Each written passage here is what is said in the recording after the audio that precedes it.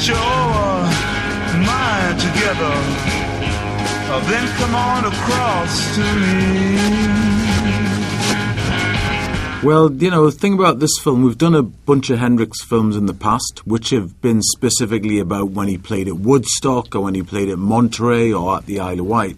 And this is the first documentary of this type where it goes from his birth in Seattle in 1942 right up until his death in London in 1970. So it's the whole story from beginning to end.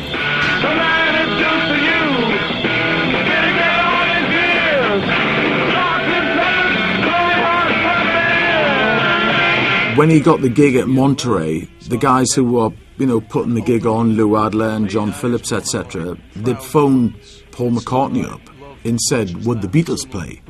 But the Beatles by then had stopped touring. They were just making records, had just made Sgt. Pepper.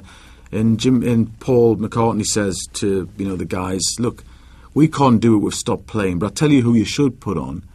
Jimi Hendrix. I think when Jimmy made it in the UK, you know, it's like we haven't got, you know, the race thing in the UK, it's not as prevalent as what it is in America, you know, because the guys who are listening to the blues in the UK, people like Eric Clapton and Jeff Beck, they saw these blues guys, generally older guys like Muddy Waters, Howlin' Wolf, etc., and they idolised those guys. I think, in a way, Woodstock is one of his greatest performances, as ragged as it is in places, because it has some of his most poignant and explosive guitar playing, often in the same moment.